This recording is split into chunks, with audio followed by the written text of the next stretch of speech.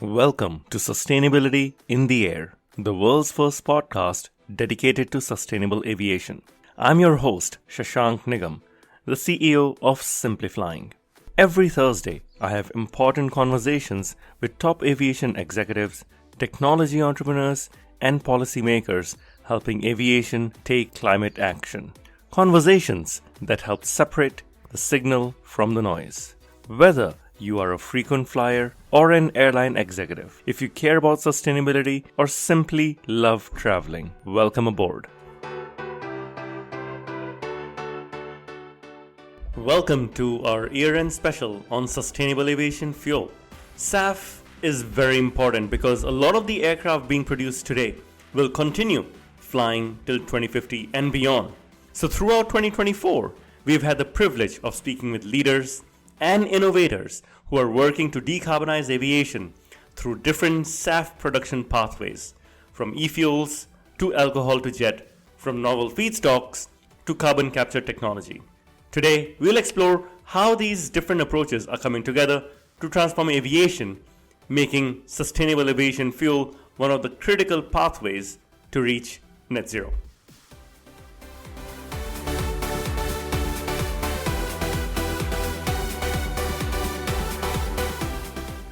First up, we have Tim Boeltken, the CEO and co-founder of INERATEC, who explains e-fuels, a technology that quite literally turns electricity into jet fuel.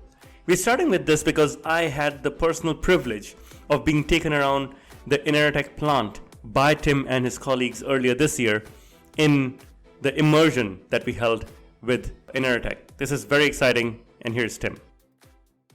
Yeah, e-fuels are, I would say, liquefied electricity. So what we do is we produce these carbon neutral liquid fuels out of green hydrogen and carbon dioxide. So in principle, we just combine the two molecules, which are gaseous in its form, to form a liquid hydrocarbon. And the liquid hydrocarbon can then be further refined into a diesel fraction, a gasoline fraction, or what you had in your hand, like a kerosene fraction, so-called SAF, Sustainable Aviation Fuel. And what we do at INERATEC, we are a tech developer, and we are realizing the chemical synthesis units to produce this set fuel from green hydrogen and carbon dioxide. Tim goes on to explain how their technology addresses scale and infrastructure challenges. Everything what is innovative at the beginning is scarce. So you can also go back to the first microwave. The first microwave cost you like $500,000, and nobody really saw the application for it. And I think now you can buy a microwave for $30-40, and it is put in every home. And of course, we need the ramp up of green hydrogen production. And of course, we need the ramp up of e-fuel production. And the same was true 20 years ago with renewable energy. I mean, everybody said 20, 30 years ago, okay, we need the green energy. We need the renewables. Where are they? So look which exponential growth we are currently seeing on renewables. And the same will happen for green hydrogen. Now, while the technology is promising, scaling up production remains a critical challenge. Tim explains how INERATEC is tackling this through an innovative modular approach that could revolutionize how we think about fuel production. So we thought when or if the renewable energy production is modular, so we talk about PV modules, we talk about wind turbines, which are modular, and we talk about modular electrolyzers, modular fuel cells, modular batteries. Why should we talk about centralized e-fuel production, which looks like a refinery? So our technology is actually a modular solution, a modular synthesis unit, which can be built in our headquarters in Karlsruhe or at other places. It can be pre-manufactured, and these modules can be brought very, very quickly to the so-called sweet spots for power-to-liquid production. While INERATEC focuses on combining green hydrogen with carbon dioxide, another company, 12, is taking a different approach. They're working on capturing carbon dioxide directly from the air and transforming it into jet fuel. Here is Nicholas Flanders, CEO and co-founder of 12, explaining their process. When we're saying that we're making products from air, there's specific things in the air that we're using to make these products. So CO2 is the key thing that we're using. So the CO2, we break it apart, and we also take water, which we also break apart. And both of those things we break apart using electricity. And then our catalysts recombine the elements to make new products that are normally made from fossil fuels. One of the biggest hurdles in sustainable aviation fuel isn't just developing the technology. It is scaling it to meet the massive demand from airlines. Let's hear from Amy Hebert of Arcadia eFuels about their journey from concept to commercial production.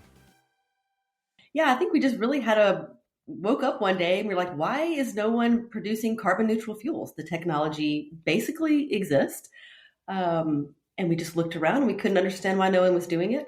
So we said, look, we feel the sense of urgency. We need to get out there. We need to rapidly bring carbon neutral fuels to the hard to abate aviation and long haul trucking sector. What's particularly interesting about Arcadia's approach is how they identified and adapted existing technologies from other industries. Amy explains how their understanding of gas to liquids technology led to this innovative approach. I mean, I was just fortunate that I worked at some companies where I knew that the technology was available, right? So it's pretty well known gas to liquids technology where you convert natural gas into the same products, diesel and kerosene, right? And then with green hydrogen starting to take off and people developing more and more mature electrolyzers, you can substitute natural gas with green hydrogen and then captured CO2. So I was like, wow, just looking around, what's happening? Well, the existing refineries today are very large scale, right? So 200,000 barrels per day. They can't process a very small amount of either Fischer-Tropsch crude or even green hydrogen. It just gets lost in the system, right? So what's going to take this market, what the market needs to really take off are some smaller scale projects like ours. So even though I say ours is probably one of the largest, it's still 2,000 barrels a day. So we have to start somewhere. Making 20 barrels a day really, to me, doesn't make any impact. 2,000 is a start. And a key challenge in scaling up SAF production is securing reliable feedstock supplies. For Arcadia, this meant taking control of their supply chain, particularly for green hydrogen. Well, we've had to build green hydrogen ourselves, because there was no one really looking. There's a lot of talk around green hydrogen, but there actually weren't a lot of projects being built at the scale we needed. You may have seen we just announced that we ordered a 280 megawatt electrolyzers from Plug Power. So we're looking at a pretty significant size electrolyzer to make these e-fuels. So we are not opposed to buying hydrogen in the future, but from the time frame we need, we just weren't seeing enough people building their own. While e-fuels and carbon capture technologies represent exciting pathways to SAF, another approach has been gathering significant momentum: the alcohol-to-jet pathway. LanzaJet has emerged a leader in this space. Here is their CEO, Jimmy Samartzis, explaining their approach and its advantages. At the core, we are a technology and engineering company, right? So we have the alcohol-to-jet technology that takes ethanol and transforms it into SAF and renewable diesel. We are currently working with customers in more than 25 countries on 5 continents, right? So if you just think about that as a snapshot of the breadth of activity, it is far and wide in terms of impact. In most of those cases, we are licensing our technology, meaning licensing the ethanol-to-SAF technology. LanzaJet's approach to market development has been particularly interesting. Rather than focusing solely on technology licensing, they've taken a more hands-on approach to accelerating market adoption. In some cases, it made more sense for us to enter into a joint venture so that we are partnering up with another company. And there's different reasons to do that in different parts of the world. And then what's unique about us is we also have now built and we own and we're gonna operate our own biorefinery, right, which is the one in Georgia, in Freedom Pines. So a bit unusual in that we, as a technology company, you end up building, owning, and operating your own plant. but super important for us as part of our strategy in deploying the technology globally, having the expertise in how to operate this novel technology that we can share with others and train folks on. The alcohol-to-jet pathway offers several unique advantages over other SAF technologies.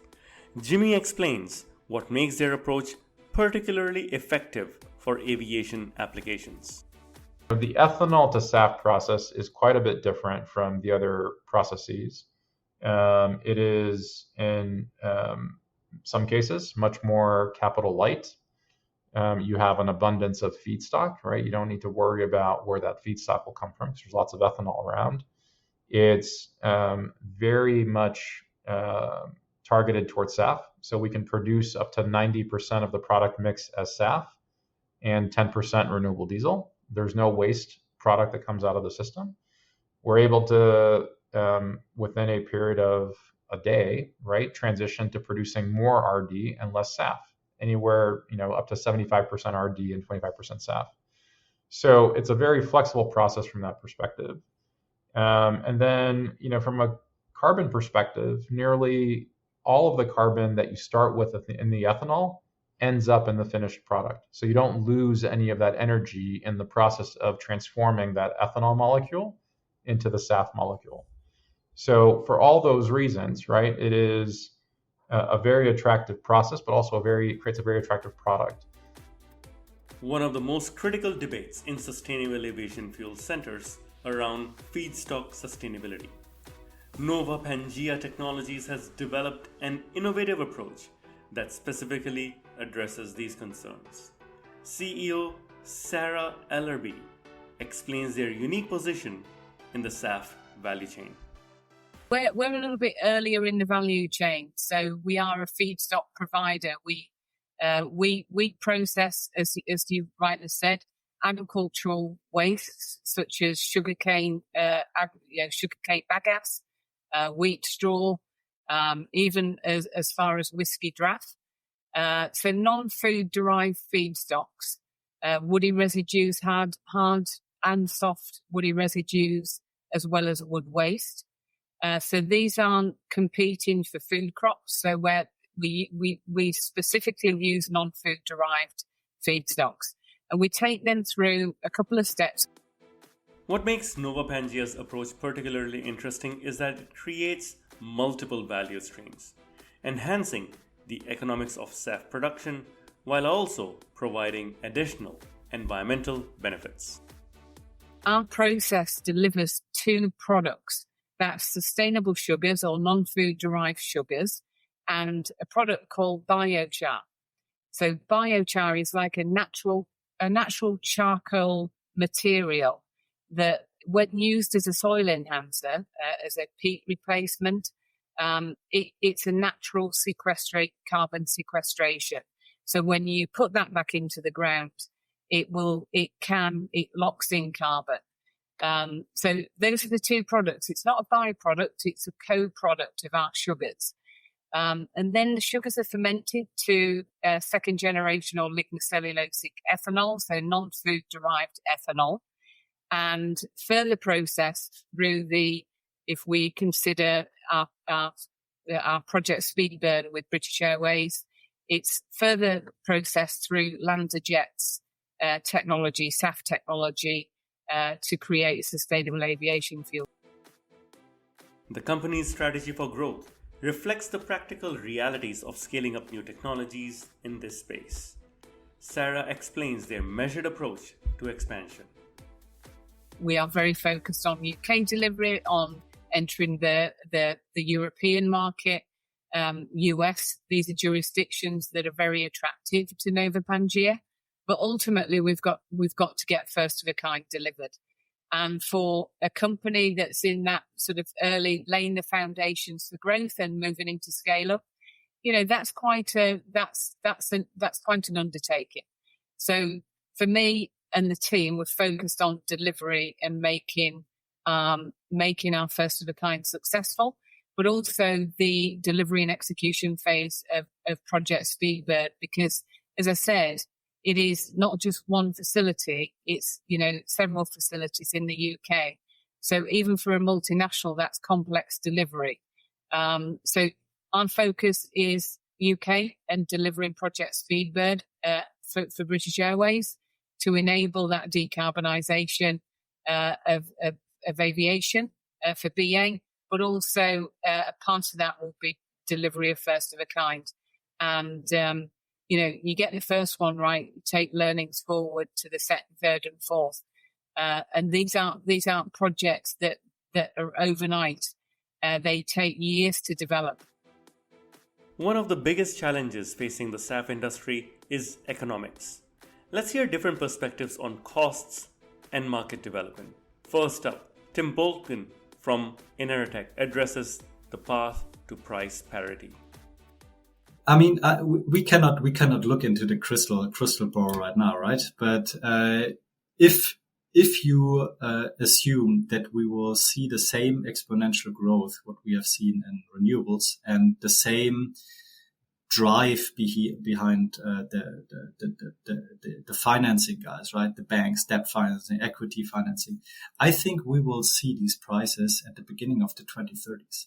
So I'm very, very optimistic that the prices will drop quite significantly. Yes, today green hydrogen is far too expensive, but also here we see that when you build up the electrolyzers at the correct sites, at the correct spots, you will be able to get the green hydrogen costs down. Beyond pure economics, one of the biggest hurdles of SAF producers is securing long-term commitments from airlines. Amy Herbert from Arcadia shares the challenges of aligning airline needs with investor requirements. It's really tricky. I think that it's been an interesting journey on the offtake side. Everybody, of course, wants to buy these fuels. Of course, they're mandated starting in 2030, Europe-wide. But the trick is, as a company like ours, we don't have a huge balance sheet. So we need to go out and raise this money from debt and equity investors. Well, debt and equity investors typically require, 12-year take-or-pay offtake agreements for the products. The mandates coming into effect in various regions are changing the dynamics of airline decision-making. Amy explains how this is affecting decisions with potential airline customers. Airlines are very concerned about cost. And thank goodness, because we all like to buy airplane tickets at the best prices. So that's good. We like their focus on cost. But if they don't conform to the mandates and the penalty that's being discussed today passes, which is the difference between the e-fuel price and fossil fuel price times 2, that is a significant penalty. And so this could actually bankrupt airlines if they're not careful. 12 brings an interesting perspective on the economics of scaling up new technologies. Nicholas Flanders shares their view on the path to cost competitiveness. Initially, it'll be more expensive than what you see for fossil jet A. That's typical for new technologies as you start scaling.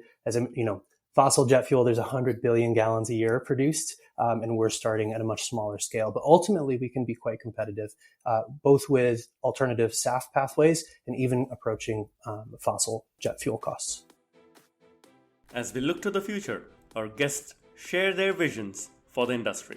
LanzaJet's Jimmy Samartzis sees alcohol-to-jet pathway playing an increasingly important role.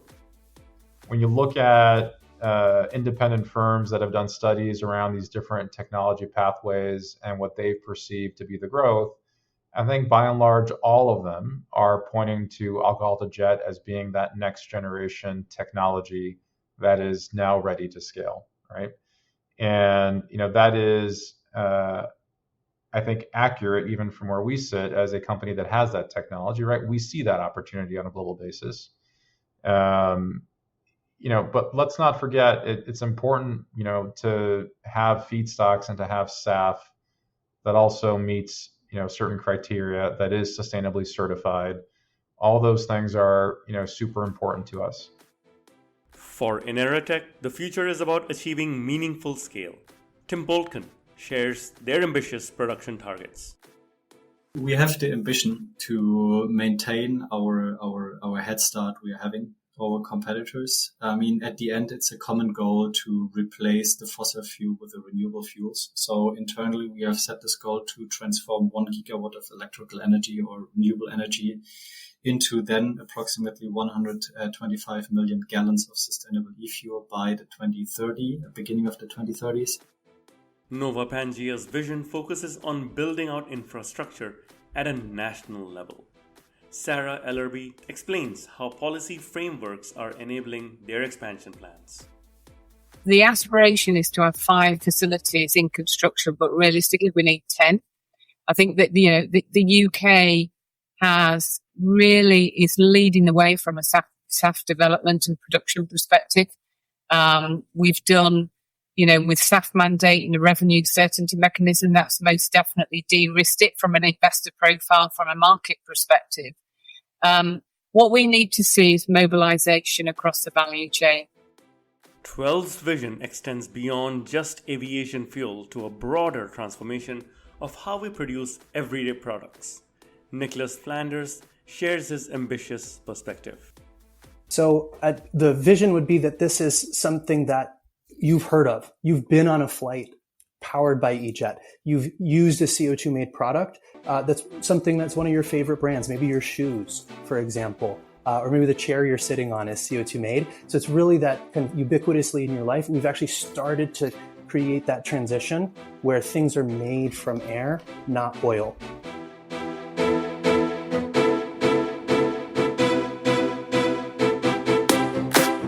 As we have heard today, sustainable aviation fuel is advancing through multiple pathways, each with its own unique advantages and challenges.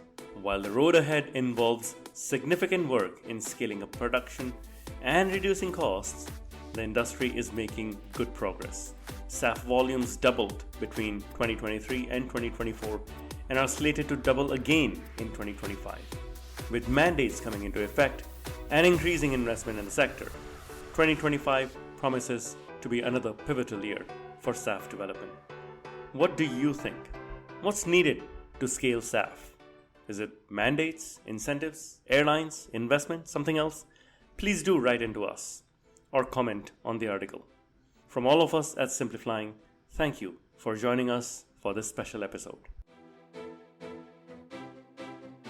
Thank you for listening to this episode of Sustainability in the Air. Aviation is one of the hardest to decarbonize industries, yet there are multiple paths to get to net zero. Awareness is key to a green future. So please give us your support to help our sustainable aviation insights reach a wider audience. You can do this by sharing this episode on your network, on LinkedIn, Twitter, or even WhatsApp. Or perhaps you might consider leaving a review on Apple Podcasts, Spotify, or wherever you listen to this episode. You can start a conversation with us by writing to us at podcast@simplifying, that's simply with an i.com. And for more content on sustainable aviation, please visit our website green.simplifying.com and join the movement.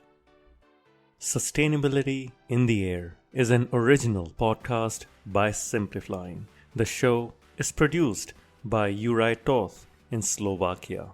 Dirk Singer is our Director of Sustainability, who leads research for each interviewee out of Greenwich, UK.